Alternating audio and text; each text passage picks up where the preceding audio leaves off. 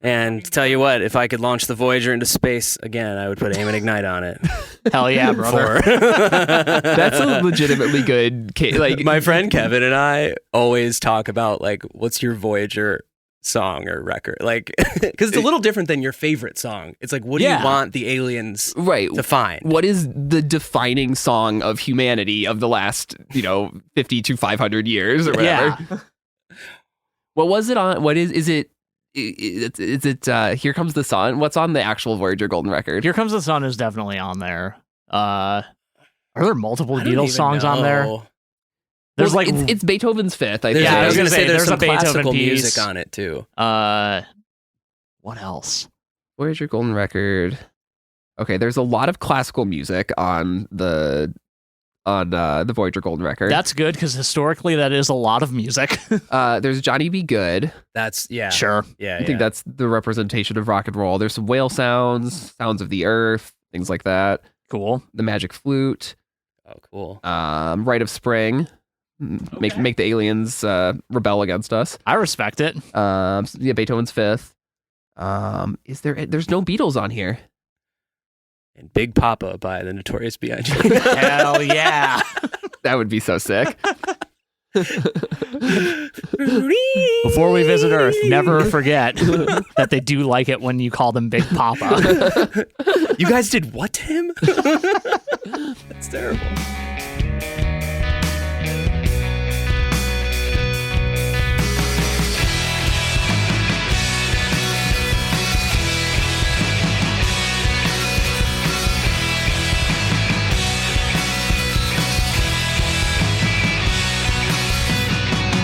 Welcome to Noise Floor, a podcast about music and our favorite artists' discographies. I'm Troy Sennett. And I'm Matt Kistler. And today we're talking about the first Fun album, Aim and Ignite, which came out in August of 2009. And we have a guest with us today. We're joined by my longtime friend, former bandmate in City Mouth, current vocalist of Violet Crime, and Clint from IT himself, Jeff Mills. Hello. What's up, Jeff? What's up, guys? What's up? This is exciting. I told someone, I was like, some guys I know, music scene, are having, like, they have a podcast and they're talking about Fun's first album, and and it was just like, obviously you're going on that episode because I love this album and you know that. So. Yeah, you when I asked you about it, you were just like immediately Aim and Ignite if it's available. Yes. Oh my God. When I got that DM, I was like, I can't believe this is happening. This is great. I just get to go talk about this. Right. That's the fun thing about having guests on is like we like to have people on who are like super passionate about a record. And yeah. So can you tell us a little bit about like what is your history with Fun and this album in particular? Was this your first introduction to Nate Ruess's music, or were you a Format fan first? No, I was We Are Young on the radio. And then for whatever reason, so that song came out when I was like a senior in high school. So that like time period is very colored by that song for me. That's a potent time to hear a new band. For real. Yeah, absolutely. We are. Yeah, are you kidding me? Like, yeah. So, but then I think it was just like my friends at the time sort of got into Fun's discography because I don't know. It was streaming wasn't really a thing quite yet. Yeah, Spotify like existed, but it was so new. It might not have even been in the US yet. Yeah, I didn't really start using it till like late 2012. I think.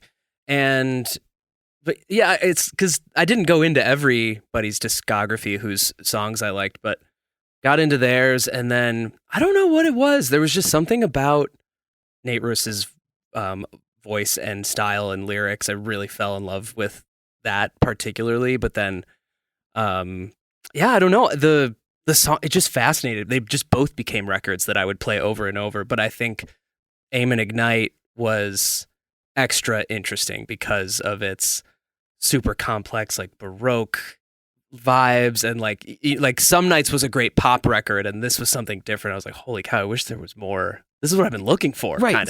There's no other band that sounds like this. No. Like you look at the bands they're pulling from, Queen, ELO, stuff like that, but like no one has the exact, amalgamation of stuff that they do so well. Yep. I don't know. And Matt, what about you? I know this is like a keystone album for you. It kind of is. I was in my senior year of college when this album came out, or rather, well, yeah, it was my senior year of college because it came out in August. I was the music director for my college's radio station.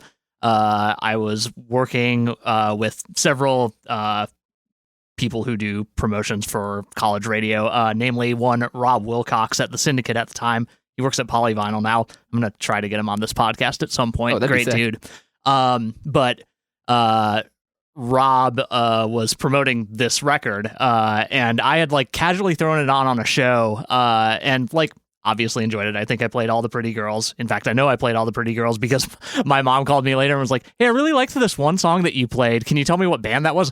I didn't remember because I was really fast and loose with my radio show. So like, I just like, I think the next week like happened back across it and was like, oh, I should check this out. And then like, so it didn't really stick out to you at first. It was just another. I'm not good at planning things. Okay. So I was kind of frantically doing everything at all times every time I had a radio show. So like if something caught my ear, it was very easy for it to just breeze out of my brain very quickly. But like when I came back to it, it stuck immediately and I was absolutely hooked on this album. I went with my friend Devin to see Fun open for Paramore the next year. I know someone who went to that tour. Yeah. So jealous. To my great chagrin, it was in Rockford at the Metro Center, and we didn't really know what the parking situation was, and we got there when Fun was closing with a cover of Radio Gaga. No. So we got to hear 0 Fun originals at that show. Oh no. But regardless, I've been very on board with this band from pretty early on in their time as a band. That's awesome. So I was very excited for Some Nights when it was coming. But yeah, were you aware of the format before that? No, okay. Neither was I before. No, I talked about this on previous episodes, but like I ended up kind of going very backwards from here.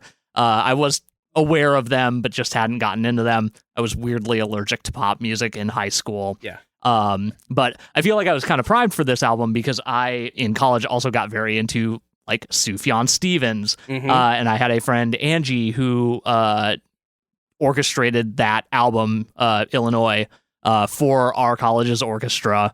We performed that. She also did a song cycle that was based on that was like also kind of in this chamber pop realm. So I was like, I think very primed to really love this album when it came out. Yeah, and it's funny that neither of you guys were like format fans because I was like a big format guy. Yeah, you were. I was super into Dog Problems and my girlfriend at the time, I've told the story about her dad like hearing She Doesn't Get It on the Hot Topic, on the radio at Hot Topic, like I have to buy all these CDs. Yeah, you must have been like 14 when that I was. Let's see, Dog Problems came out. This is a very hip record to have gotten onto at such a young. I was an absolute punk poster from a very young age, and they were big there. But no, I was. Let's see, was I 14? I was 14 when Dog Problems came out. And because it was the summer before my freshman year of high school. Mm-hmm. And so, I was like early on that record. And then, I'd heard them even before that from like songs on compilations and stuff. But yeah, so I was like primed for a new Nate Ruess record when Aim and Ignite came out. And I remember, I think it was like for my birthday in 2009. So I'm a senior in high school then, that I got like a Best Buy gift card. I remember my girlfriend at the time and we went to Best Buy together and like I bought Stay on My Side Tonight by Jimmy Eat World and Fun's Aim and Ignite like on the same day. Yeah. What a good day. Yeah. What a good day. What a good day for Arizona-based people. For real. I didn't even think about that. But yeah, so I mean, cool. I was enamored with this album from the second I heard it. It's, like I said, it doesn't sound like anything else. And I was also a Steel Train fan already and an Antholo fan. So I was like, this was a super group to me from the very beginning. It wasn't just here's a new Nate Ruess, although that was like the main draw. So like, and I feel like, especially now, I can really hear each, Nate and Jack Antonoff and Andrew Dost, like I could hear each of their individual contributions to the sound of this band so well. And it's always a delight to be like, oh, that's a Jack part. Like I can totally hear it. That's an Andrew part. Like because obviously they're singing and he has such a distinctive guitar sound. And it's just like, it's a natural evolution of where all of their bands were at the time. Yeah. And it gives you another layer of like what's interesting about listening to exactly. them. It's more than just the music on one dimension. And it's funny because like this album kind of famously started as the third format record. Mm-hmm. At least 5, if not more of these songs were written with Sam Means. Like they had these demos ready to go when Sam was like, I'm not going to do the band anymore. I need to like, be home. Mhm. And so like Nate brings those songs to Fun, and it's, I don't know. Do you guys have like now that you're super into the format, do you feel like this album would sound like it does if it was a format record? I think it would be. I feel like it would be pretty close. I feel like it would be close. Like if you think about like Dog Problems, the song, and Bar Lights. Yeah. Yep. Though you can really draw those. You can, or it's hard for me to call up other similarities, but I think it would be pretty close. It's like the horns and the strings are very present on Dog Problems, and they take that to an extreme on Aim and Ignite, and it's a very orchestrated record. It's a very like there's 3 guys in the band, but there's 20 people credited on the record, and studio musicians to make that happen. And I mean, you've got they recorded this with Stephen McDonald, the same producer who did Dog Problems, who was in Red Cross, and so he's playing bass on a lot of this. Oh, and cool. so they're working with both familiar and new people that they have in the fold to make this. I don't know. It's an evolution and it's a continuation. Yeah, I like that. It's kind of its own like pivot point, like of a record. Yeah. And I guess we should talk a little bit about kind of the formation of Fun in general. There's interviews Nate has talked about how like they had all their bands had toured together before, and that Jack and Andrew were the first and only 2 people that he called. Like he had this vision of what this band should be, I think, and that's I like that as doing this series is doing the format records and the Fun records. It's like looking at Nate Ruess as kind of an auteur of his career, and who has this really grand vision of what his music should sound like. Mm. And that's what I think is so fun about. I'm gonna say that it's gonna happen so many times. Just let it go. Yeah, it's gonna. But I think it is really satisfying to see, like, especially listening back to the demos and then to the final record, to see all those ideas come together. Mm-hmm. Yeah. Should we go to the songs? Let's do it. Yeah, let's get into it. Let's do it. So the album kicks off with Be Calm, which is sort of the scene setting tune, I think, if you think of it in terms of like, I think this album is not as story based or as conceptual as Dog Problems is, but I think it still is pretty thematically, like, the songs are thematically linked, and I think it's an album about where you go after the big breakup that is Dog Problems, I think. And I think this song is very much where is Nate now after the relationship is done and after the format is done. It's about picking up the pieces. It's a song about anxiety. Yeah. And about basically like having a panic attack while walking down the street. I've always thought this whole this could be a musical score. Yes. Like you could write a very good modern Broadway musical, and like just think about the beginning of Be Calm. Like that is a musical overture. Oh yeah. Curtains are opening, and then like Nate is the first character out on the stage and it says, I walk through the streets of like you can just picture it, man. Come on, are you kidding? Yeah. Like I'm just thinking about this now. You are the first like real singer like that we've had as like a guest on this podcast, and you can actually like express something, because we're like, I'm a terrible singer. I'm also a terrible singer. And so sometimes we try to like express a part, because we don't put clips of the songs or anything in here for to not have to deal with copyright stuff. Yeah. And so sometimes we're just like describing these, and you can actually like sing the part. I'm happy to. Yeah. Oh yeah. We can do the song. Hell yeah. I love this. We sat down and you were like, oh, I just know the chord changes for this record. Like I could just play it. Yeah, Fire Up the Roads. I'll just play the song. Yeah. But yeah, there's so much that I like about this song. I mean, from I mentioned the lyrics a little bit, and the themes that it sets with the album, but also just like, I talk about like diegetic moments in music a lot, in the theremin bit where he's like, the theremin will lead us to the chorus, and the theremin comes in. It's wonderful. And then it leads you to the chorus. It's great. Mm-hmm. Brilliant. This song is just immense. Like I've joked on the last couple episodes about how like every song that Nate Ruess has written has like the best chorus of all time, and this is like another contender. It is very good. It's also like, it really makes me wonder how I would love to hear the demo for this one, because something tells me, I don't know, I wonder if this would have been a format tune. It's just so composed. Yeah. And like, there's really no traditional instrumentation except for the guitar. That's the only like rock and roll, but the rest of it is just like strings and horns and like concerto percussion. I feel like. Like, who wrote this song? and so much stuff that isn't just like we are supporting this song, like we're playing the chords. Like there's that like lilting quality to the strings towards the beginning. There's just like freaking piano like tone clusters happening at certain parts of the song. Like I don't I don't think that stuff would never end up on a format record, but maybe not around this time. How did they pull this off live? Like, they must have played this song live. I wonder what. Yeah, I mean, so they had a 6-piece band live when they were touring on this record. Okay. From what I read, I never saw Fun. I wasn't really going to shows like in Chicago when they were touring on this record.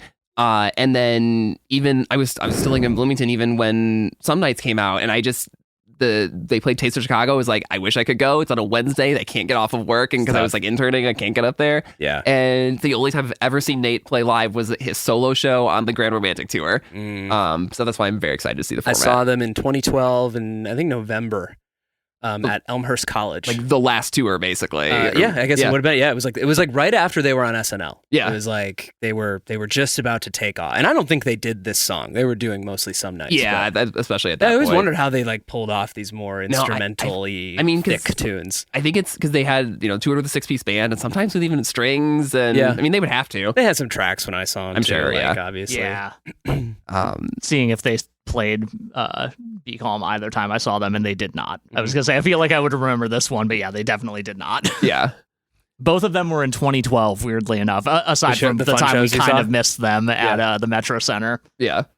They were touring relentlessly after this record. Like, it was insane. Like, after Aim and Ignite? Yeah, they were they played like 200 shows a year bands, I think. Yeah, like 3 or 4 times in like the Chicago area in 2010 or something like that. It's like absurd. Wow. Yeah. Anyway, sorry. But yeah, so I was gonna say we could go on to Benson Hedges, which is another song that starts off with this like amazing stack of vocal harmonies. This great like, if the Lord is gonna find me, he better start looking today. Wonderful lyric. And then it gets into this sort of very Queen-esque like groove with a quarter note piano, like stomp thing going on, almost like rockabilly kind of. Like, it's so classic sounding. It's one of those things where they're pulling in from like a ton of different influences, but I think it's Nate's voice that it always sounds like fun when he's singing. Mm-hmm.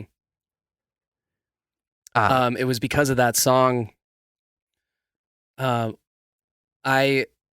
of the dumbest things I ever did is that I picked up smoking at age 18. Like, no, in the year 2, and everything I learned is through school. I was like, I'll try a cigarette, and then was a cigarette smoker for a while. And for a bit of that while, I was a Benson Hedges smoker. Okay, that is a brand of cigarette. I don't know if you knew that. That's it's funny because I'm sure I knew that at some point, but I was like, what the heck does this like phrase mean? And I was like, well, I guess that's what I smoke now because of that song. Because that's what Nate smokes. Well, what's how funny else do you choose? Literally. He was a chain smoker for a long time, and like that's a lot of the classic pictures of him from this era, or like the stories about him is like. I don't know if you've ever read Tom Gates's memoir, or he was the format's manager, and he has this essay called On Drowning, which is about the format breaking up. And he has this great story of like Nate's like cigarettes ashing on his arms as he's trying to park his 15 passenger van in New York. And Jesus. Yeah. Cigarettes. Yeah. But I think this is another, very much another sort of breakup song, or kind of about that relationship ending. I think there's probably multiple relationships that these songs are about, but I always feel like it's the Dog Problems one is the sort of kind of like keystone that unlocks his entire psyche. Yeah. This is there are a lot of moments on this album where I'm like, man, the way Nate sings this is so good. But when we get to the Lord, I Only Want to Be Forgotten, like the stank on that is so good. Yes, exactly. Thank you. Yeah. How many songs on this record have you covered, Jeff? All of them. You've covered every single one of them? I think about karaokeing these songs sometimes and realize that it's a bad idea. Never live, but like... We covered Carry On together, right? Mm-hmm. Yeah, we did. Oh, wow. Yeah, we did. Yeah. I think we took it down a major third. Multiple steps. Yeah. I was not singing in that band, by the way, but Benson Hedges. It's a rock and roll song. I always loved the Motel TV or Mr. O'Reilly line. Oh, that one's also really good. Snagged me and kept me coming back. It's so honestly, this is one of those songs that I did not like at first that later grew on me from this record. Yeah. And then I told you about my cigarettes, so it became a song I really liked. But Connected to it through that. And then from there you get to All the Pretty Girls, which is to me where it's like, okay, we're in like high gear now. This is what this band is about. I think, was this the first single that they released? It was one of them. So I think as I remember it, the timeline was before the album got announced, they sent out At Least I'm Not as sad as I used to be as a like promo, but I don't think that was ever, I mean, it had a 7-inch, but it never had like a video or anything like that. And so, yeah, I think this was like the first proper It was single. up on MySpace or something. Yeah, right, yeah, exactly. This is the first fun song that I remember hearing. All the Pretty Girls, okay. Because I just immediately, that hook is like, whoa, this is amazing. It grabs you. Yeah. Yeah, now I'm reflecting back on this song and like, it's like got a lot of the rock and roll elements of Benson Hedges. It's just chilled out a lot more. I think I like this one because like All the Pretty Girls on a Saturday Night is such a campy lyric, you know? Yeah. It's so silly. Like, but like I think that's a fun, as a songwriter, I think that really good music and harmony and rhythm can outshine a cheesy lyric. Yes. Which is what I agree. This song is to me. And you know, we were talking a little bit about that extremely negative review that ran in Pop Matters on this album, and one of the things that writer was talking about was that this sounds like teenage musical, you know, fare or whatever. And but that's like, it's kind of what it's riffing on. I always felt like he was aware of that. Yeah, like, it wasn't an accident. They were they were going for that. They were in on it. You talked about him as like a Broadway influence, and I mean, he has reportedly been like working on it. What is it, a Cat in the Hat Broadway show? Something like that. Something like that. I think that's a worthwhile connection to make, and I think that like you're right. I think he knows that it's a little cheesy, but like it just works. Yeah, he can sell it. Yeah. A friend of mine once, when she was trying to sell me on Fun's first album, so a friend of mine in high school introduced me to this record. She said it's like how, like, it's what did she say? It's what Never Shout Never would be if he grew up on Queen instead of the Beatles. And I was like, cool, I'm in. All right. So that, like, at that point, like, that sold me. I can see it. I can see it. We could pick that apart a little bit, but I can pick apart the idea that Never Shout Never could ever write a song like nearly as good as anything on this album. But there is a congruency between those two, right? Like, they've got the same kind of like, you know, real heartfelt, like heart on sleeve, emotional writing style. I just think that one of them does it way better than the other. Oh yeah, we all know. We all know. But yeah, I do want to call it my favorite lyric in this song is the bit where he's like, your lips start to move and your friends talking music. I say I've never heard the tune, but I have. I just hate the band because they remind me of you. Yep, so good. A great little like slice of emotion there, and it's just great imagery. You immediately know what that is in his mind right when he says that. Oh yeah. Oh, that's a great lyric. Yeah, it is. Good stuff. Is this our first like Brian May guitar solo on this record too? I think so. Like just that really distinct tone, but they pull it off so well, so it doesn't matter. Yeah. There was a story about Jack Antonoff getting to play. It must have been later in Fun's career, but getting to play Brian May's actual guitar at a rehearsal, and how he said it was just like a religious experience. I bet it was. Yeah, it's great stuff. Next up is I Want to Be the One, which is a pretty like pure, straightforward, beautiful love song. That is, I mean, it's so simple and straightforward. It's just a very different emotional turn from a lot of what's going on this album. This was the first one I heard. Okay. This was my intro. Was this one that your friend like recommended to you? Yeah, she was like, listen to this one. You like that Carry On song. You might like this one. And I don't know if you guys ever noticed this, and I want to talk about this as a broader thing about Nate Ruess's writing, but that hook of this song to me is the Brady Bunch. Bum, bum, bum, bum, bum. Okay. Bum, bum, bum, bum, is the story of a lovely lady. I've never put that together before. I feel like he never had that thought. Nate, as a melodicist, does what I always enjoyed about his melodies, like that one,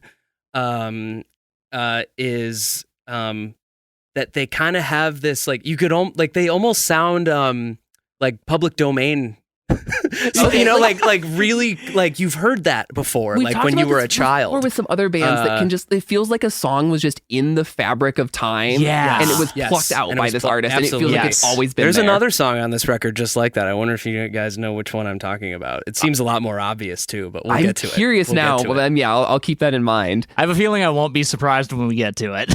Yeah. You won't. Or you will, and you'll be like, "Holy shit!" Oh my God. Yeah. Which I kind of hope that's fun. When you know, I can't wait for you to blow my mind here, Okay. Jeff.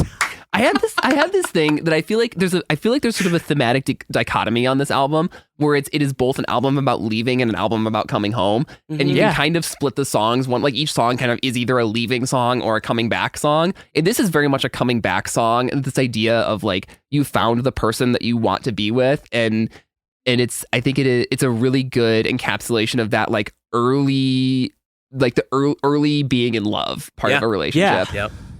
I don't know if it just has to do with like the time in my life that I listened to this record, but to me, it always felt like very empowering. Like he's like, I'm taking my shit back and taking control of my life, even though it all just fell apart. Like I'm gonna pick it up again.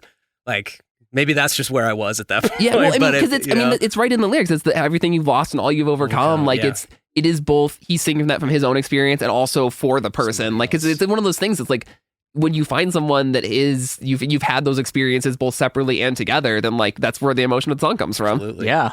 Absolutely. So good. Next up is At Least I'm Not As Sad As I Used to Be, the other kind of early single we mentioned from this record. Okay, because according to Genius, this was the first single. Okay. So I That must have heard this before All the Pretty Girls, but All the Pretty Girls is the one that I had that impression This of. one is like maybe the most narrative Yes. song on the record, and I feel like you learn everything you need to know about him from this tune. So this was when I was reading through interviews for Dog Problems, Nate just kind of dropped a nugget somewhere, because this was post the record, like in the middle of touring before they were thinking about breaking up. And he was like, yeah, I've been writing some things. I just like finished working on a song where I talk about running into some high school friends at the bar. And I'm like, I know what song that is. Yep. All our old new metal friends and what became of them. God, what a great opening line. Good. And I love, I'm a big piano guy. I love piano. Yeah. And this is a very piano heavy song. I mean, the record kind of is, but like just that it starts with that. And this is also a tune when you ask about what songs I've covered that like I love to play and crank out. It's so you bust out steel drums for it? No, you can make it work with just a piano. Yeah, it's a little different interpretation. I wish. I mean, that's the thing is like this is one of the songs that we have a demo for, and like it does that part translates pretty well to a piano part, just kind of off in the background. Oh yeah. Yeah, my favorite thing about this song is you mentioned it as a narrative song, and I feel like this is a sort of an emotional turning point song too, because I feel like you start off the song thinking he's going to be kind of like making fun of these high school friends that are like sort of townies and never left or whatever. But then you realize you get to the end and they're like, we would have seen you if you had like stuck around and hung out, and but we were like having fun. Yeah. And I feel like he has this realization that like his old high school friends, the friends that he talk about like leaving behind in a song like Give It Up or whatever from Interventions, is like they actually, had a pretty good time, even though they didn't go out and like see the world in a band or whatever it was. Like they loved their lives. Yeah. And I think this is a thing that a lot of people run into, just kind of in general, is like, I mean, you're always going to want what you can't have, but I feel like you run into people who like you maybe had not disdain for, but like kind of looked at and went, they're not doing it like I'm doing it. Yeah. Oh, yeah. But it turns out, they're having a good time, and like chances are you wouldn't have had the same good time because you are the type. Nate, in this case, is the type of person who wants to go off, see the world, be in a band, move to New York, chain smoke cigarettes, et cetera, et cetera. This song rips. And it is one of those songs where like, it feels like there's this expectation being set up that you're going to get one thing and you get a completely different thing. And I love that. Yeah. The ending. Oh my God. I love that the outro of this tune is just like in totally different time. And it's like, it slows down and it reprises a little bit, but then I'm not a prophet, but I'm here to profit is like one of my favorite lyrics ever, because it's so kind of like self-deprecate. Like he's kind of admitting like, yeah, I just like wanted to go get some money, and that's why I ditched you. Like, Yeah. you know, we talked about on Interventions, I feel like is like as an album about ambition and about like not being embarrassed about your being a very ambitious person. And I think that a little bit of that is coming through here too. Yeah, totally. definitely. Totally. The other thing I love on this song, I love the sort of call and response parts with the female vocals. I think is Rachel Antonoff is Jack's sister. is that who that Yeah, is? she's Okay. singing on this song Yeah. for sure. And then just that yell that he does into the guitar solo is like amazing. It's just like a God, yeah. I'm not gonna try to do it, but it's like a yelp almost. I'm not as sad as I used to be. Yeah, that's the There one. you go. That's the one. There it is. Yeah, very silly. Amazing. It's good stuff. Next up, we got Light a Roman Candle with Me. This is another kind of, I guess, love song, but sort of a song about like the spark at the beginning of a relationship. Yeah, something that maybe won't last and probably won't last, but is beautiful in the moment. Yeah. There's a lot of that in this song. Not For now, beyond we're that. young, we smell good, we're alone. That's that is just a moment. That's just about a moment, like a hot moment. And it's about like being present for those moments. Yeah. And instead of like, trying to, sort of living in the past or like being nostalgic about something. It's like, no, it's just right now. Which I guess is like what you get We Are Young from that too. Yeah, the lyrics yeah. are very charming. Like, if we were honest and both wrote a sonnet together, a sandwich with everything on it. It's so wholesome. It's you know? cutesy. Yeah. It's so cute. It's so adorable. It's kind of like we were talking about with All the Pretty Girls, where it's like that lyric on paper is kind of cheeseball, but like, totally. in the context of the song, he sells it so well. Major lactose, as we say in Violent Crime writing sessions. Okay. Oh, sorry. I'm lactose intolerant, man. No, Get that cheese out I of here. unfortunately understand the metaphor pretty well. I love it.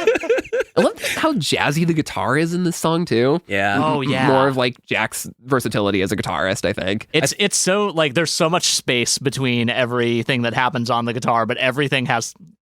This is a really bad descriptor. It has so much flavor. Yeah.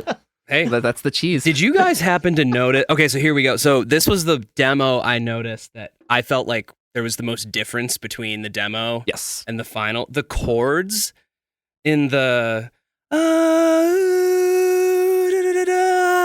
totally different. Yeah, in the demo. Yeah. He's doing something completely different. There is like this big like falsetto-y, like big thick vocal, like it's swimming around those chords, but like they completely rewrote whatever was going on there. I mean, it's also the demo is also just a piano demo. There's no other instrumentation or anything. and they're just all singing on top of it, I guess. Yeah, this was kind of the first they dipped into jazz. a little bit. You can't see at home, viewers, but I'm dipping my toe into an imaginary pool as I'm dipping pool of into jazz. jazz. Yeah.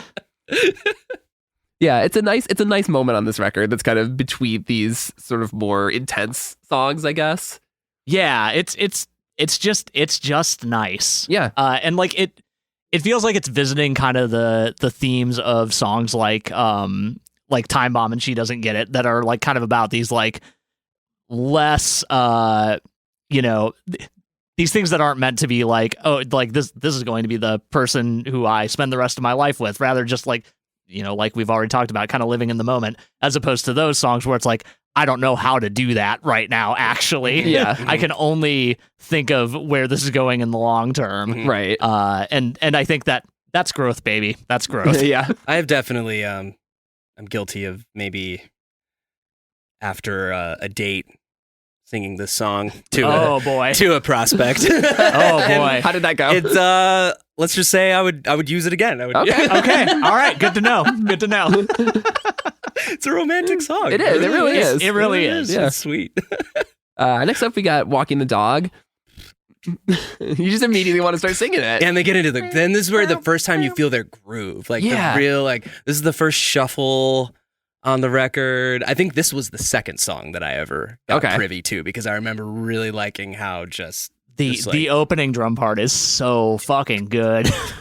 There are like 6 incredibly catchy guitar parts in the song, and sometimes they're all kind of playing at the same time. Yeah. And every single one of them still stands out. I kind of don't know how. It's like a magic trick that the song is composed in the way that it is. It really is. This is maybe you guys can educate me. This is the song I feel like on the record I have no idea what it's about. I was kind of thinking the same thing when Really? I was listening today. God, I'm not like, alone. because there's an element of like, I think I sort of thought of this song as a song about being kind of lost, I guess. Like, you know, it is sort of in the shadow of a relationship that fell apart. And I think there's also an element of, you know, there's less like anti-music industry stuff on this album than there is on the Format Records. Sure, yeah. But I think there's maybe a little element of this too. This like, I have become sort of a, you know, people have this picture of me in their minds, and that's not who I actually am. I think there's an element of that. I don't have a really good read on what the song is about. I almost like don't care because it's so catchy and it's such a jam.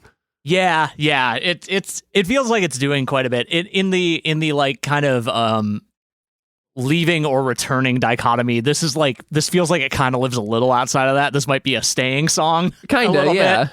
I mean that I feel like a couple lines in the chorus are kind of, or in the like refrains are doing a lot of heavy lifting on that. Namely, the "you wanted better love while it's sleeping in your bedroom" bit. Yeah, is that a reference to Steel Train's song "Better Love"? I assume so. I don't know what the context of that would be, but what, I mean, outside of like Nate dating Rachel around this time, that's the connection, I guess. The connection, maybe. Who can say? I thought the Boys of Summer interpolation on this song was funny. I love that so much. What an interesting choice. Like, how do you get to that? Like, you know? I mean, I guess it is like, because the Boys of Summer is very much a song about sort of what remains when your youth has lost, when you've grown, or whatever it is. And I think that's an idea that's sort of percolating in this record too, is like, you know, I mean, even just like the way the second verse of the song is sort of reflecting on an idea of like, I got a better set of chords, so I might have been faking it. I think I really only cried just once. Like maybe all these emotions weren't as real, or as, you know, I felt them a lot in the moment, and I've now grown up. And I think there's a little bit of that.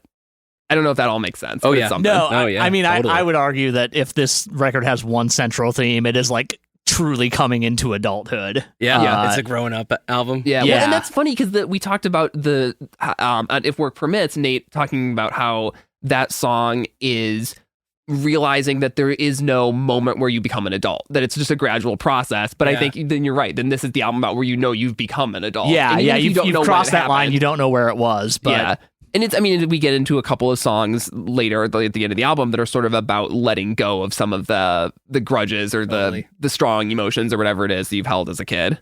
Yeah. And which makes sense for a band that got so big so young. Sure. He's fucking like 24 when he wrote this record. That's crazy. God, doesn't make any sense. That's to crazy. Me. I hate it. I love it, but I hate it. Or 20, maybe that was dog problem. I don't know. Whatever it is. Very too young. He was young. He was successful and young. Yeah. For sure. Yeah. Next up, we got Bar Lights. Absolute jam. Total jam. One of my favorite. Like, this is a song that if I'm ever in that situation where I'm at a party and there's a piano and someone says, "Play us something," that's your first to go to. Yep. That's so good. Great tune. And I think for me, while I was a pop punk kid, was also a jazz band kid. Same. So you were too, Yep. Really? Did you play bass? Yeah. Okay. That's now I know more about you now than I thought I did. I don't know. I felt like this scratched an itch, and it gave me some accessible jazzy vibes that I was looking for, and they did it really well. Like, it's one of those things where, you listen to a lot of pop punk, and a lot of pop punk sounds the same. It's the kind of same that I really like and still do, but like to hear this, they're just exploring more influences and angles and ideas that like a lot of their peers just weren't, and that's why it's so funny that they end up on tours with bands. Not to say that Paramore wasn't like an interesting like a musically interesting band, but like they end up on tours with bands that were, they're touring with Taking Back Sunday and stuff like that. Like, it's, right. They're but not. Who else?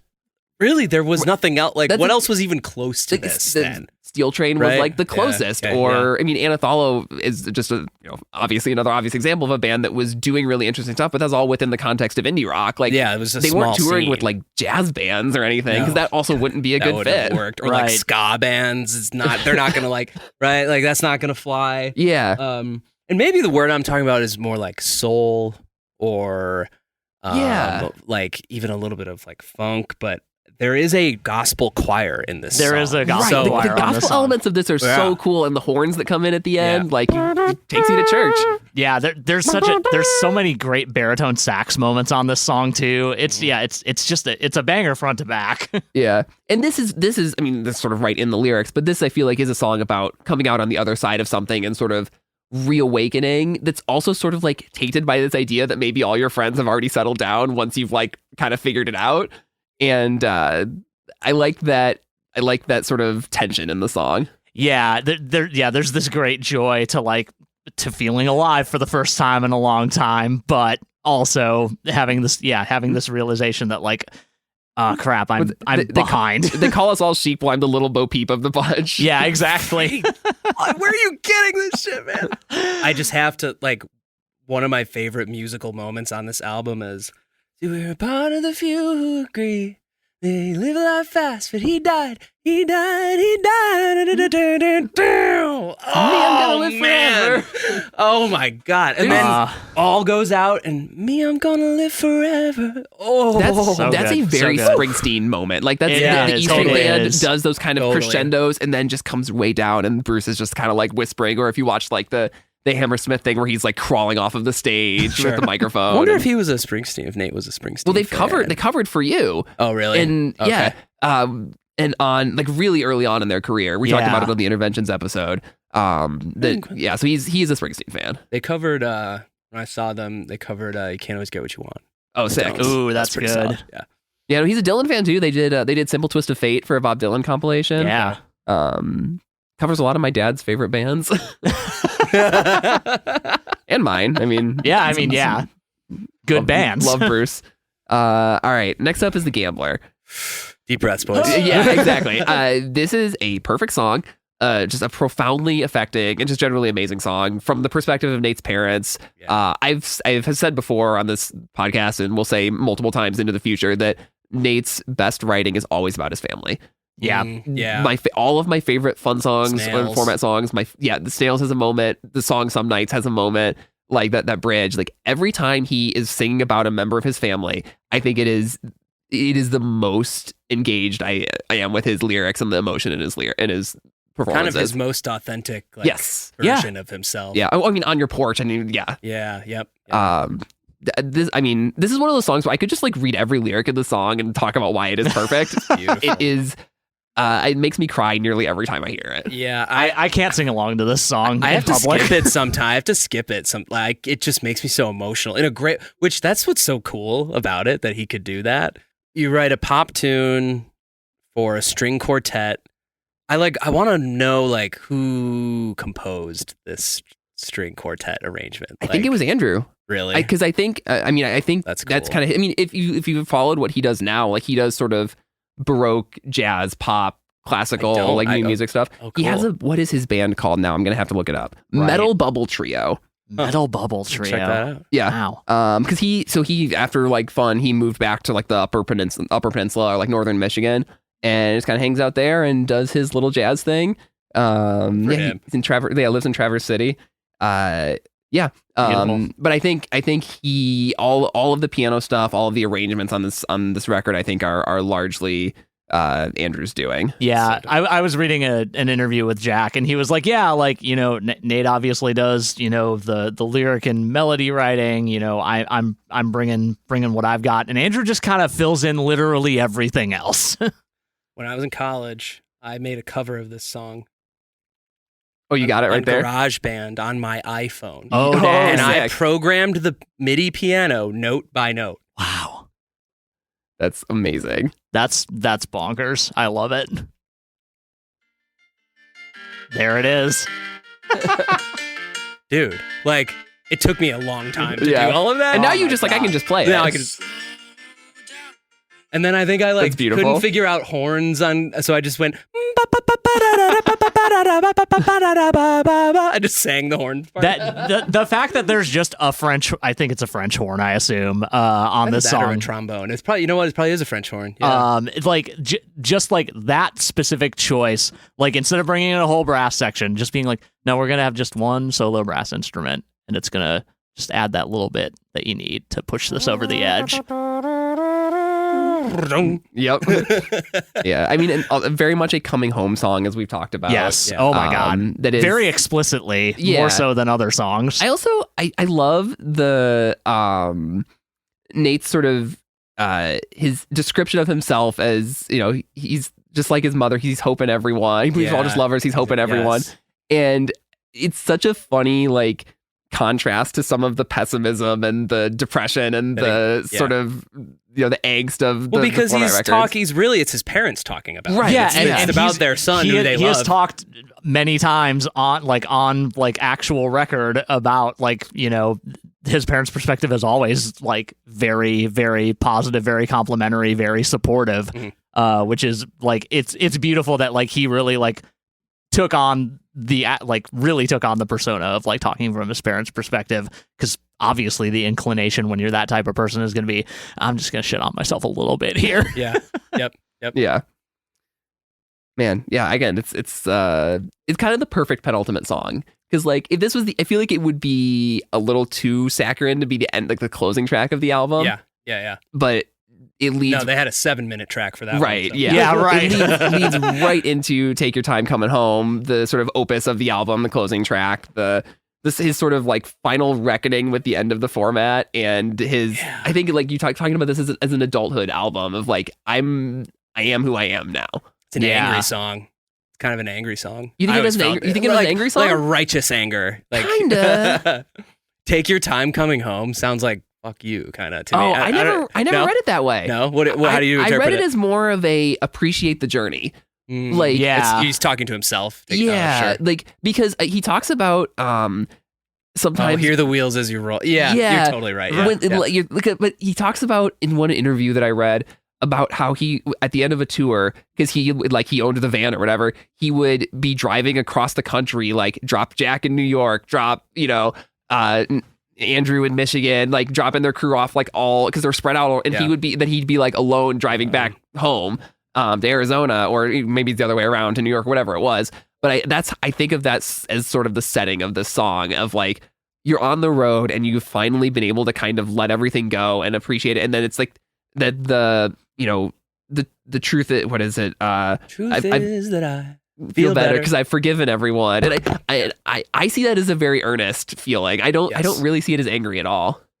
Yeah, I think it really, like, there is anger that has transpired for sure, and it is fueling parts of this song. Well, but I think we're past it at this point. Yeah, because I mean, you get the, you know, out of everyone who called, very few said we believe in you. The overwhelming choice said I'm just a boy inside a voice. I mean, there's anger and frustration about that. What a perfect lyric too. Yeah. Oh my God, yeah. And then you get to if that's true, then what the fuck have I been doing the last 6 years? Have I wasted all this time? Yeah. How did I find love and conquer all my fears? This idea that, like, you know, I was doing all this for a reason. Like, this was me figuring out who I actually am, and this is who I like. This is the thing that I love, and like, it's what I'm supposed to be doing. I made it out from under the sun. And, So, and he didn't even really know.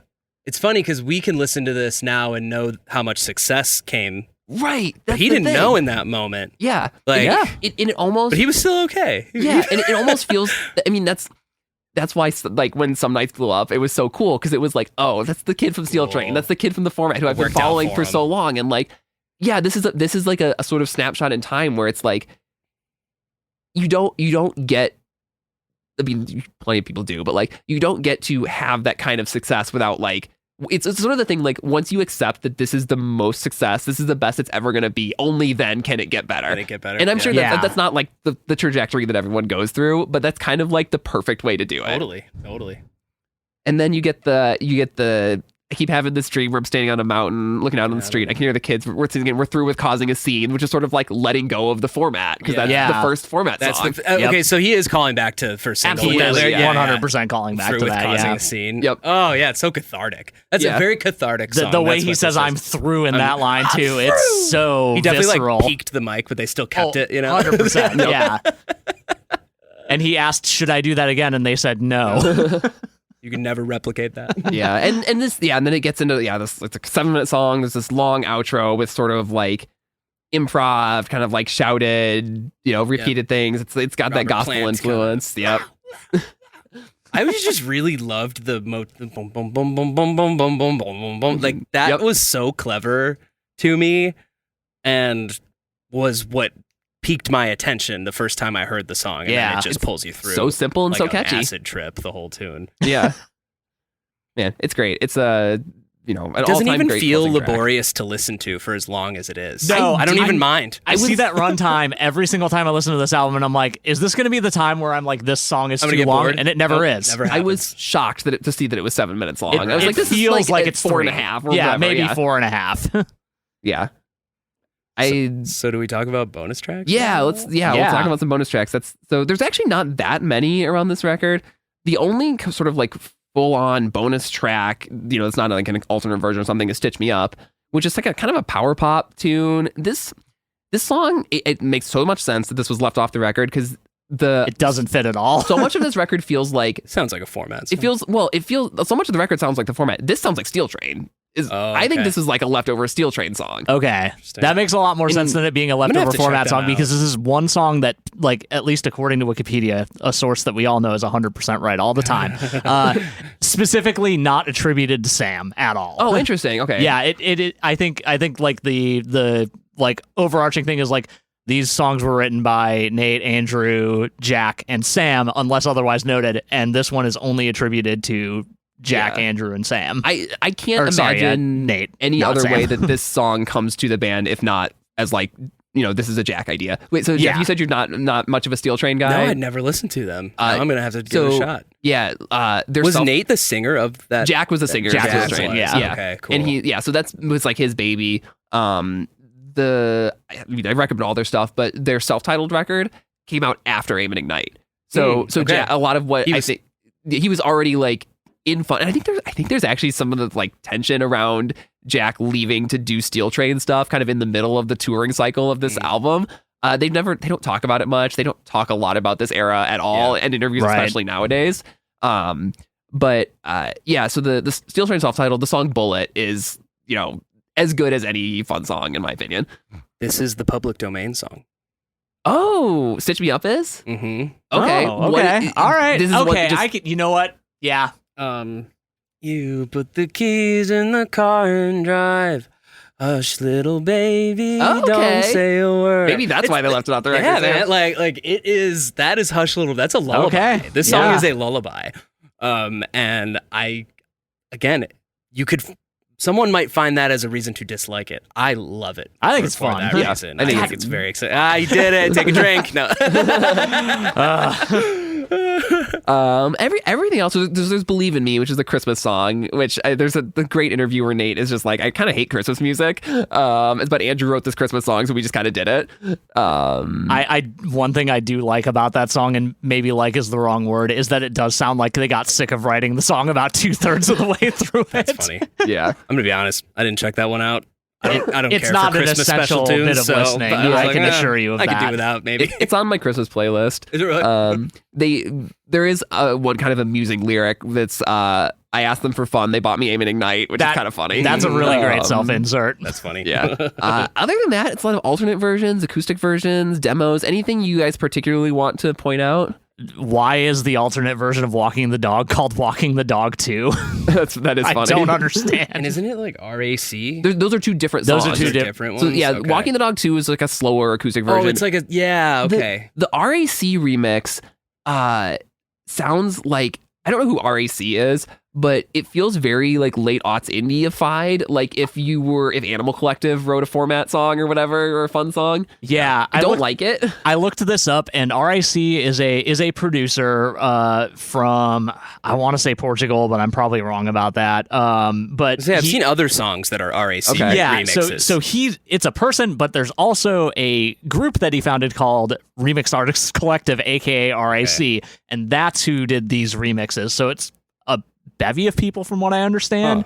I'm not sure who specifically though, because it's hard to find credits on these songs. Okay. But that weirdly, like, not like it kind of sounds like they just kind of added things to the existing mix for the most part on both of those. And took out like and and like some lead vocal lines and like brought up background vocals in like kind of cool ways. I don't know. Yeah. It's not, again, not essential listening. I don't normally go back to these. I guess. We have a long running thread on this podcast that I'm kind of anti-remix.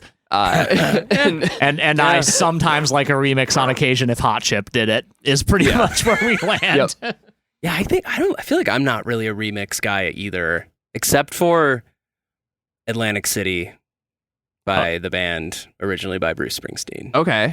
Is that a remix though? That's a cover. That's a cover, yeah. I mean, there's like a full-on alternate version is cool. I just don't usually like when like a DJ or someone comes in and remixes something. Like you gotta really, it's gotta be really cool for me to get into that. Yeah. We talked about the differences in the Light a Roman Candle demo. The Gambler demo has one entirely different verse, which is kind of interesting. Yes. I skipped it. I couldn't handle that one today, boys. Sorry, I'm just... No, it's okay. I understand. What's different? So there is, let me pull up the lyrics, but it doesn't have the, as I pull it up, just being slow, it doesn't have, which line is it? There's a whole verse that they cut out, or that they changed from the demo. So the verse that is, I swear when I grow up, I won't just buy you a rose, I'll buy you a flower shop. That is not in the demo at all. Interesting. And it's just like a totally different set of lyrics that isn't nearly as good. And I don't know if like at the point of the demo, Nate just knew like, these aren't as good, I'm going to rewrite this, or the flower shop thing comes later or whatever it is. But it's, I had it on in the background because like I knew I had this. I've had the Point and Light like 10-inch record since it came out, and I would always kind of like, I knew that these demos weren't that much different, and so I had it on in the background. And I was like, oh, my ears perked up at that. That's different from what I know. There's also the intensely loud keyboard part that's in place of the strings on that demo. Yeah. It's like, I don't understand how you mix it that badly. Like it's I so gotta much say, these demos made me feel a lot better about my own band. Yes. Demos. I gotta say, I was like, oh, fair. All right, cool. That's all right, great. Yeah. The only other thing that we should talk about from this era of the band is there was a song that was left off the record, never recorded as far as I know, that they played live called Jumping the Shark. And that song becomes Eminem's Headlights. Yeah. Which is wild. And that blew my mind. Because I had this like YouTube video of them playing that song live, and Did they get paid for that? Well, yeah, because Nate has a writing credit on Headlights, and it's the same lyrics, like the whole, which is kind of funny because it is like a song about his mom or whatever, which is, a very Eminem theme. Totally. And so, but I remember when that Eminem song got big, it's like, oh, they went and used this leftover fun song for something and made bank on it probably. Yeah, Good. I bet. Good for them. Yeah, you should get your residuals in the mail for that one. Yeah. So if you haven't heard that, go look it up on YouTube. It's out there. They played it on a lot on that tour in like 2009, 2010. So I'm just very when I heard the format was coming back, it was less about the format and more about Nate for me. Yeah. Because I feel like I started singing and learned to sing around when I started listening to Fun. Mm-hmm. And yeah, I remember back in 2020 when the format was supposed to play at Lincoln Hall. Did you have a ticket? No, I couldn't get I didn't one. either. I tried so hard. My friend did. Did you get one? I ordered a copy of the Live at the Mayan vinyl because it came with a ticket. Yeah, that was the only way I was able to get one. That's what Glad my I have buddy that did. Still, but totally. Oh yeah, and my buddy has that. Right? It's great. It's a great one. But I was just being really happy for him. It seemed like he was done with music for a while. Yeah, because the Grand Romantic kind of flopped, and I felt like he maybe regretted, going out on his own. Like I could kind of feel the like bummer he was probably in, and just like right. Correct me if I'm wrong, but like, so we're all going to see the format at the Salt Shed in April. Did the format ever play a venue as big as the Salt Shed? No, right? Like, so it's so cool that like it's all still there for him. Like, there's this format stanhood that has never stopped listening, and then there's all these fans he gained through Fun that are like gonna be there for him, and I'm just so unbelievably excited. Yeah, and I think that like I would go so far as to say that without the sort of debacle around the canceled reunion shows and stuff, I don't think we get a new format record. I think that was, even if the shows didn't happen, was proof that there was a market there. There's, the fans want it. The fans really, really want it. And there was some excitement around the band again and Nate and Sam getting together. And I think that like those shows getting canceled and no touring happening around, like that's I assume that's when they were like, we can actually do a record. You know, they did an AMA on Reddit. Oh yeah, a few weeks ago. Oh, I missed that. And I asked, or maybe it was back in like October. Actually, now that I'm thinking about it, I asked. I didn't think I would get a response, but I asked the question: was this album? Were you guys thinking about this back in 2020 when you were doing all those shows? And Sam said no. Yeah, this was okay. not even on our radar. That lends some credence to my speculation. Yeah, then. so this was like, I don't know. I think that's cool that they're like, this is another try that they're it's gonna happen. It's already happening. Yeah, I mean, it seems like they're gonna do a full touring cycle. I mean, maybe they'll just be kind of an ongoing band again. Who knows? Yeah, I hope so. We're never getting a fun reunion. I know that. No. Wouldn't it be really interesting though to see the format like kind of have a second moment, wind, like be on SNL again and like do the commercially things like that? Yeah. That would be cool. They're really like so many of the bands that get back together, they don't have that kind of arc again. Which like Yellow Card is kind of having that moment right now. Oh yeah. And after their reunion, which is awesome. But most of these bands that get back together, even the ones that I deeply love, like I love the new Motion City soundtrack record, but they are not going up a tier in popularity at this point in their careers. Whereas the format, like you said, they're playing venues twice as big as they ever played. Did. Yeah. So that's cool. Yeah, maybe we'll see kind of what would have happened had they not broken up. Like we're just picking up where we left off kind of thing. Yeah. Very exciting. I wonder, I know the tour has started, right? No, they've done some acoustic shows. And they did like the three reunion shows. There's lots of live video. Arizona State Fair and LA, New York. And then they've done some acoustic shows. And then the actual tour starts in like March or something. Yeah. Oh, is it not until then? It's not until then. Oh, okay. Yeah. They are here. I don't know if you know this, that they're here the same night as the Wonder Years are doing their No Closer to Heaven 10-year anniversary tour, and I'm going to the format, but I'm a little heartbroken about. Yeah, how many times have you seen the Wonder Years? 35 more times than I've seen any band. Yeah, wow. Full stop. You're like a deadhead for the Wonder Years. I kind of am. Yeah. I've almost never missed a show in Illinois.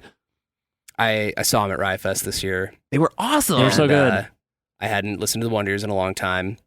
And for reference, so January, so right around a year ago, I went through a breakup and had to move in with my folks for a few months. Mm-hmm. And it was actually fine. It was actually kind of a really nice time. But went to Riot Fest this year, and when they played Screen Door, oh my god! Oh boy! I was with my friend Abby, who like didn't really know the Wonder Years, didn't really know, and like in the middle of the song, I just start like sobbing, and she was like, "Oh, are you okay?" And I was like, "Yeah, it's just a moment. We're gonna experience it, and then we're gonna go to the next show." Remember City Mouth covered that song like 6 months after it came out. Yeah, that was I loved playing that song. I love that.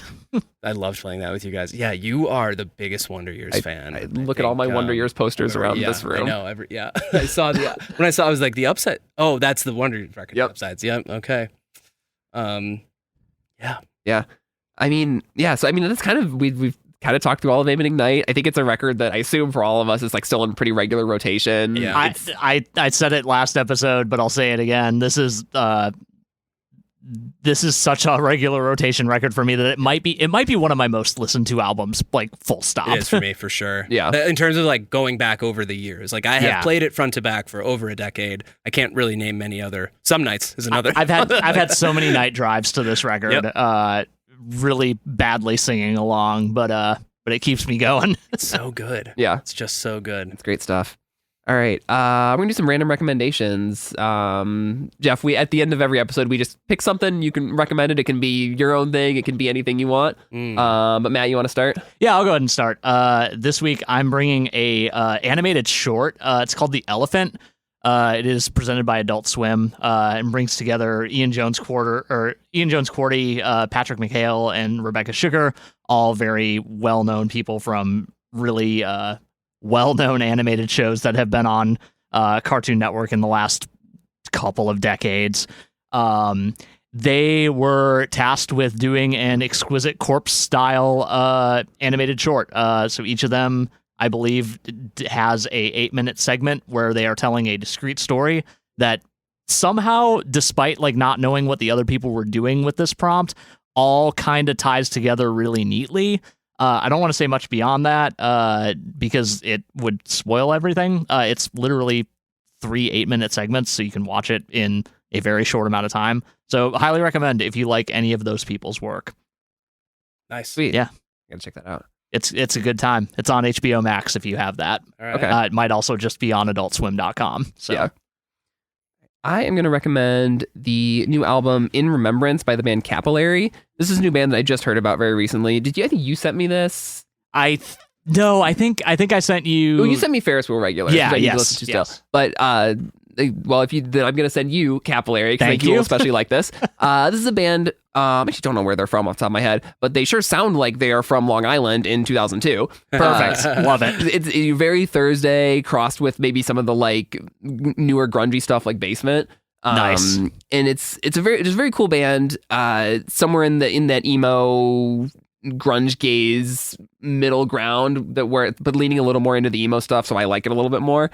Feels very early 2000s in a way that they're like not afraid to have guitar leads under the vocals, and they're really going for it on this record. Is it a newer band? Yeah, I Capillary? think this is like their second album, maybe. Cool. A band I'm very excited to kind of follow this year. Nice. All right, Jeff, you got something to recommend? Yeah, I need to recommend a new Chicago band, called 6 Foot Blonde. They are not a new band, but 6 Foot Blonde, is a band that my band Violet Crime has played with twice now. The first time was a couple years ago. We played a really small show downstairs at Sub T, and at this point, 6 Foot Blonde was based out of Bloomington, Indiana. They're all IU kids. Okay. And the past 2 years, they've really popped off and have toured with Couch. They toured with Ripe. They've toured with some like pretty awesome bands, and they made the decision to all move to Chicago and become a Chicago band. Nice. And so for their first big kind of homecoming show as a Chicago band, they played Lincoln Hall. They invited Violet Crime onto the show. So that was just last Friday, and we sold out Lincoln Hall, which was that's amazing. It was pretty That's dope. beautiful. It was a great show, and like you can really tell like their audience or their fan base is just surely growing in every major market. So like, yeah, watch out for them. I think like in a year from now, you're gonna be seeing them like on some pretty big like festivals and stuff. So yeah, check out 6 Foot Blonde. Their lead vocalist is actually a 6 foot blonde woman named Julia, and she's talented. It would be as really hell, funny so. if they were all like little gremlins or something. They're all the rest of the band is just kind of like dudes like us, you know. Yeah. And then there's a 6 foot blonde lead singer, and they named their band that. So. That rules. Hell yeah. They're That's great. like such a great crew. Like the band members, management, they're everybody who was like on that shit. Like they just, you could tell they have an orbit of amazing people. Yeah. And it was just really like, you know, you just you know what it's like to play those shows where like everybody's cool. Oh yeah. Oh, totally. yeah. It was The one best of kind those. shows. Yeah. So yep. All right, and also Violet Crime just announced a new show, right? Yeah. Technically, yeah. We just announced. Let's see. March 13th, we'll be at Shuba's. Hell yeah. With Cousin Simple. Okay. And I just posted this flyer. So yeah, that's Shuba's in March 13th. Coach House is the other band. And Okay, then cool. I don't think this is announced yet, but like we're gonna be playing downstairs Sub T in April for a band called The Whips. Okay. Nice. Opening for The Whips. They're like kind of like a funkier like power funk Sweet. band. Nice. We'll keep an eye out for that. I think their thing is like they do like the really cool like Instagram, you know. Oh, like, sure. Yeah. And I think that's how they popped off. So they hit us up to open in Chicago. Sounds like a real fun downstairs It's actually show. 2 days after the Format show. Oh, So, sick. Nice. Yeah. when you're finally recovered from your Right. voice has I'll have to- recovered from From screaming. You're gonna just have to like chug tea for Yep. a whole day. yeah. Yeah, I'll be all right. All right. Well, thank you so much for coming Yeah, on, thank for you hanging so out. much. This has Thank been you really guys. fun. Yeah. God damn it, I did it again. When One last time. when you said this was happening, I was like, yes, I'm in. Sign Sweet. me up. So Yeah. So once again, check out Violet Crime. Check out like the Clinton color IT. violet. Yeah. I don't pronounce things very well. Nobody. It's a terrible band name. That's It's why. That's why you can't find it anywhere. It's an amazing band name in print. Thank you. I love Thank it. Did you come up with it? Yeah. I don't know. Yeah. No, it's great. Yeah, and I don't know. Follow Jeff on Instagram and whatever other places you can follow him. He posts cool stuff. And yeah, we will be back next week talking about Some Nights, possibly, fingers crossed, with another cool guest. And you can follow us on Instagram at noisefloorpod, find us on the internet at noisefloorpodcast.com, and send us email at noisefloorpodcast@gmail.com. We will see you next week. See y'all next week.